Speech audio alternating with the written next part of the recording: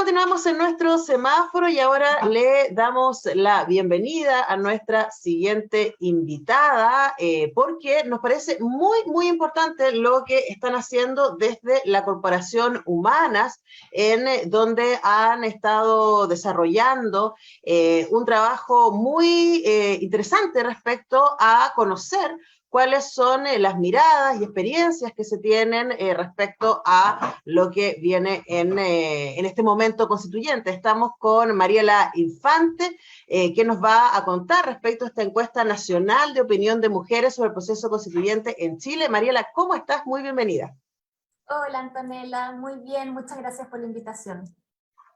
Bueno, por si no lo sabe, Mariela es la directora de la Corporación Humana, se me ha podido contar ese dato importante. Y Mariela, partamos por la necesidad que ustedes vieron junto a otras instituciones, porque hay que decir que esta encuesta es una encuesta colaborativa de desarrollar una mirada, ¿no? Porque las encuestas son conflictivas, por decirlo menos, ¿no? O el uso de ellas. A veces aparecen en la escena mediática como la verdad, ¿cierto? Como, y se dice constantemente, son una foto de la realidad, pero a veces conocemos poco de cómo se hace, de cuánta gente efectivamente fue entrevistada, de cuál es la mirada que representa, de quién financia esa encuesta y por lo tanto cuál es la agenda que está detrás de esa investigación. No negamos que hay una metodología y una investigación, pero como cualquier herramienta social, también es una herramienta que está expuesta a ser instalada desde un lugar, desde una situación, ¿no? Entonces hablemos por qué, Mariela, a ustedes como Corporación Humana les pareció importante utilizar también esto y específicamente desde la voz de las mujeres. Sí, Antonella, la verdad que muy en consonancia con lo que tú comentas, nosotras tenemos una trayectoria de más de 10 años en desarrollar estudios de opinión específicamente enfocados en mujeres, porque veíamos este mismo sesgo que tú estás comentando, y no tan solo respecto al financiamiento, a la metodología, sino que ¿qué se pregunta? Y todas las temáticas que tienen que ver con derechos de las mujeres, violencia, paridad, hace 10, 12 años no aparecía en ninguna encuesta. Cuidado, la distribución de roles en la familia, qué sé yo, un montón de cuestiones que para las feministas sabemos que son políticas, que tienen que ver con derechos, y que en la mayoría de los estudios de opinión tradicionales se veían como temas específicos, particulares, no se preguntaba sobre eso. Y nosotras desde el 2004 partimos haciendo estudios de opinión, los 10 primeros años todos presenciales, después la pandemia nos interrumpió un poco esa continuidad que teníamos, pero en los 2 últimos años, en este proceso constituyente, y como tú decías, como Nada Sin Nosotras, que somos una plataforma de 3 organizaciones feministas que tienen una trayectoria importante en el país, como es el Centro de Estudios de la Mujer, el Observatorio de Género y Equidad, y Corporación Humanas, quisimos saber, bueno, ¿qué piensan las mujeres, las ciudadanas respecto a este proceso constitucional? ¿Cómo lo ven? ¿Tienen esperanzas, pesimismo? ¿Qué cosas son importantes que estén en la propuesta? Y para eso hicimos un estudio telefónico, 1.200 casos el año pasado, 1.250 casos este año durante julio, una encuesta telefónica a mayores de 18 años, mujeres de todo el país. Tenemos entonces una muestra importante porque es representativo nada más del mundo de mujeres, ¿verdad? A veces hay encuestas que son, entre comillas, representativas de la realidad nacional y son 700 casos. Acá tenemos casi el doble y que representa la mitad de la población, nosotras las mujeres. Y quisimos saber eso, cómo están viendo las mujeres este proceso constitucional, y ahora que ya se conoce el texto, la propuesta que se va a decidir y plebiscitar el 4 de septiembre. Y una primera cosa que es bien relevante es que para las 56% de las encuestadas nos indicaban que ven que esta propuesta de nueva constitución y sus contenidos va a significar una mejora en la situación de vida concreta de las mujeres. O sea, ya no lo ven como una cuestión abstracta, la constitución, algo lejano, sino que efectivamente que puede tener una incidencia en avanzar en derechos. Esta pregunta también la hacíamos de manera muy similar el año pasado, y la comparación nos da más o menos que el año pasado 53% de las mujeres nos decían sí, yo creo que esta propuesta nos va a ayudar a mejorar en nuestra situación, nos va a mejorar, nos va a permitir avanzar en mayores derechos. Y ahora también un 56% ya conociendo las propuestas nos dice sí, yo creo que esto va a mejorar nuestras vidas concretas, la realidad, digamos. Entonces yo creo que ahí hay una primera cuestión importante. Y otra cosa, fuimos preguntando por un listado de más o menos 11 derechos o artículos que son nuevos, que aparecen en esta propuesta actual, que no están en la Constitución vigente, en la Constitución del 80, para ver qué piensan las mujeres al respecto.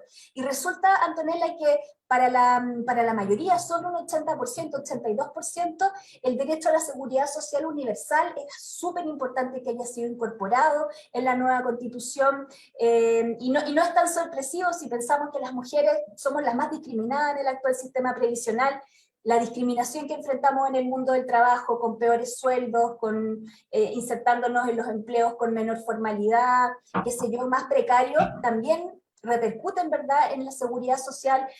El actual sistema de pensiones nos discrimina también porque vivimos más años que los hombres, etcétera. Entonces ahí aparece una primera cosa muy importante para las mujeres, seguridad social universal, y una segunda cuestión tiene que ver con los cuidados, con cómo esta propuesta reconoce primero como un trabajo todos los cuidados que hacemos las mujeres de personas mayores, personas con discapacidad, de niños, de niñas, aparece nombrado desde su contribución social, económica a los cuidados, y a la vez también se establece cómo el Estado tiene que tener un rol en garantizar este derecho y que no quede bajo las espaldas y la responsabilidad exclusivamente de las familias y de las mujeres al interior de las familias, sino que hay una responsabilidad social.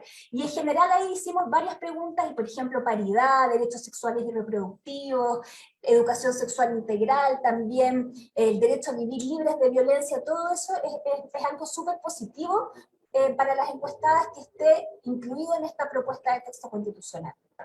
Ahora, es súper interesante lo que nos cuentas, Mariela, porque cuando uno va como al detalle, ¿cierto? Porque es súper detallada la encuesta y la pueden encontrar en la página web de Nunca Más Sin Nosotras, ¿cierto? Nada Sin Nosotras, ahí está. Nada Sin Nosotras, de Humanas, el Observatorio de Género y Equidad, que también pueden ahí ir con dato por dato, como lo estoy mirando yo. Y varias cosas que me llaman muchísimo la atención, porque efectivamente, como tú dices, hay una mirada positiva respecto de cómo va a mejorar la situación de las mujeres esta propuesta constitucional y de aprobarse, ¿cierto?, esta nueva constitución. Como tú dices, 56,4% señalaron ahora, en julio, ¿cierto?, que ellas creían que iba a mejorar la constitución, la condición de las mujeres esta nueva constitución. Pero a mí me llama muchísimo la atención que cuando les preguntan cómo van a votar, solo un 31% dice con seguridad que va a aprobar. Entonces, hay muchas más mujeres que creen que efectivamente es un avance en los derechos de las mujeres, pero hay un porcentaje de ellas que creen que es un avance, pero que no están seguras de si van a votar que la aprueban. Hay un 31% que dice derechamente que no la van a aprobar, y hay un 32%, que es el grupo más grande, que dice que todavía no sabe. ¿Cómo explicamos ese ruido, no? Porque uno dice, bueno, pues si creen que va a mejorar la situación de las mujeres, ¿por qué no es ese número exactamente el mismo número que va a aprobar? ¿Qué es lo que sientes que está pasando ahí? Sí, bueno, como tú decías, el apruebo y el rechazo tienen un empate total, técnico. Por lo menos en estas 1.200 mujeres. Al menos en estas 1.200 mujeres, y en la última semana de julio, que fue cuando cerramos el terreno. Y claro, una de cada 3 mujeres aún no ha decidido cómo va a votar. Entonces, nosotras lo relacionamos con que efectivamente falta mucha información aún respecto al texto, respecto también a cómo circula cierta desinformación o tergiversaciones derechamente respecto a qué dice en esta propuesta, y que eso puede generar preocupación.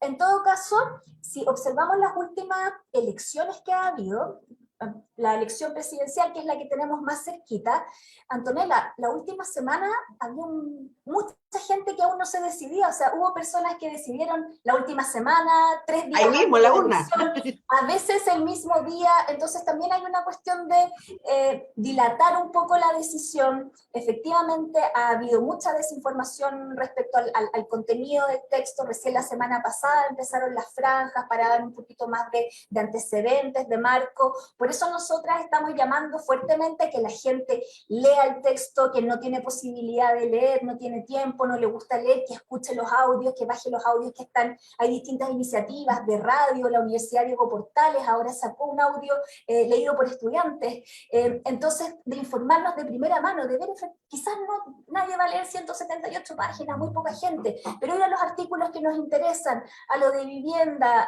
a trabajo, por ejemplo, algo también súper relevante para las mujeres y que nos vienen diciendo en estos más de 10 años, todo lo que tiene que ver con la discriminación en el mundo laboral y principalmente la brecha salarial, ¿verdad? Que las mujeres recibamos menos sueldo por el mismo trabajo que a su nombre. Y eso en este texto aparece el derecho a la igualdad salarial, que las mujeres lean, vean lo que sale ahí, vean si les satisface y les hace sentido en términos de las demandas que hemos levantado las mujeres históricamente. Estamos también, paso el aviso, haciendo una campaña en distintos lugares, principalmente en redes sociales, enfocándonos en mujeres más jóvenes, en mujeres entre 18 y 24, es la campaña Voy, también para leer, acercarse al texto desde primera mano y no dejar que todas estas intermediaciones tergiversen los alcances reales, porque esta es una decisión histórica, fundamental, que ojalá vaya la mayor cantidad de gente posible a votar y que tome una decisión en base a contenidos reales y no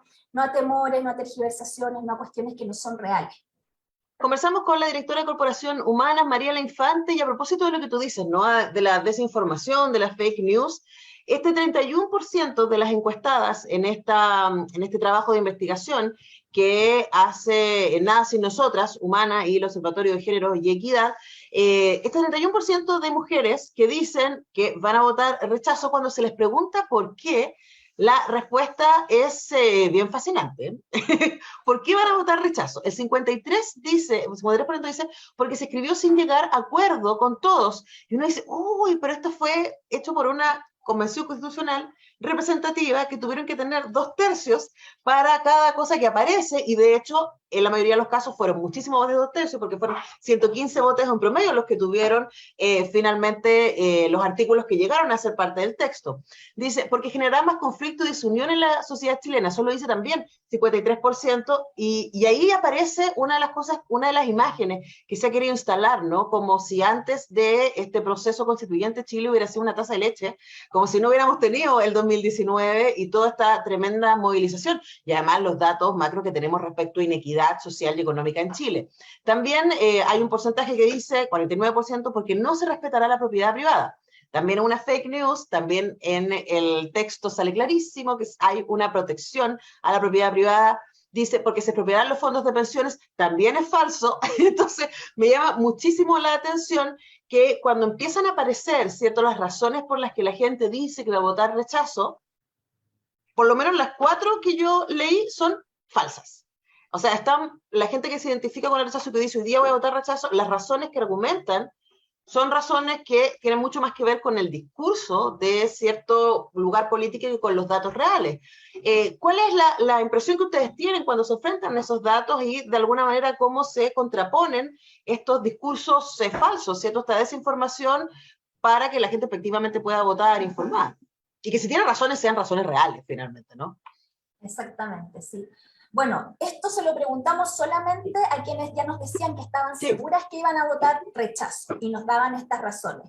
Y la verdad que en este empate que vemos en el apruebo y el rechazo ya hay así como ciertas cuestiones que están súper instaladas y que es muy difícil cambiar. Yo creo que si hay alguien a quien no son falsas. Tratar de convencer, claro, son falsas, pero la gente que está convencida por el rechazo y que probablemente lo está desde un inicio, quizás desde antes de conocer la propuesta, ¿verdad? Que tienen problemas más bien con el proceso o con otras o más bien también problemas de contenido, de fondo, y que no los ponen así, sino que los ponen más bien desde estas otras explicaciones o argumentaciones. Pero lo que vemos es que es personas que están por el rechazo y por una alternativa que no avala este proceso desde un inicio. Entonces, la verdad que ahí es muy difícil cambiar las percepciones o las explicaciones que están como súper instaladas ya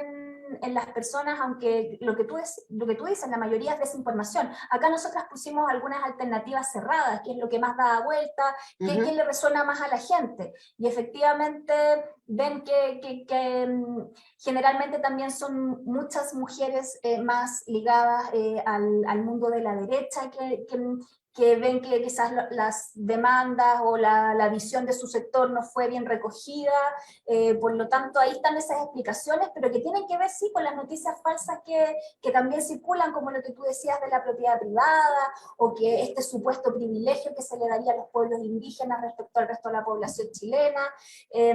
Ahí yo creo que en ese grupo de personas que ya está por el rechazo, esas cuestiones están súper instaladas y aunque sean mentiras derechamente, hay bien poco que hacer, porque ya hay un convencimiento casi que es previo a conocer el texto, Sí, o hay gente un que no quiere leer el prejuicio. texto, exactamente.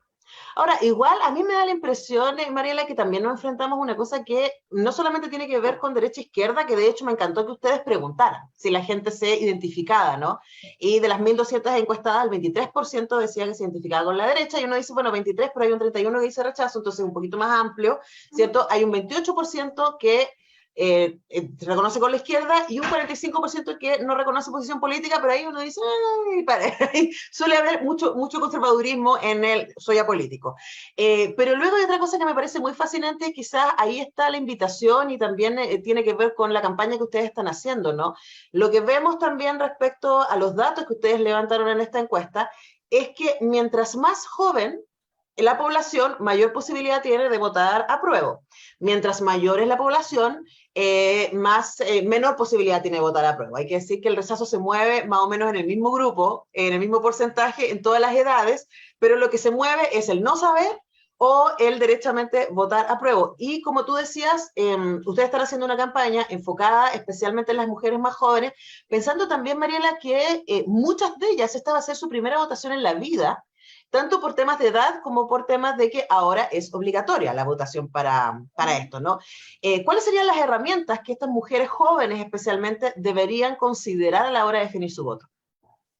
Sí, bueno, la campaña llama básicamente a leer el texto y lo hacemos de una manera más lúdica, con un lenguaje que les haga sentido a las jóvenes de entre 18 y 24 años. Entonces les decimos, oye, hacerte una maratón de una serie es más tiempo que leerte el capítulo entero de derechos fundamentales, o el artículo de derechos sexuales y reproductivos lo puedes leer en el mismo tiempo en que te haces este delineado perfecto, o sea, como sacarle la carga que tiene, como, ay, leerse un libro, una constitución más encima, que es algo como denso, sino que efectivamente podemos dedicarle tiempo, acá hay una decisión histórica, también está por primera vez en muchos años volvemos a un voto obligatorio, ¿verdad?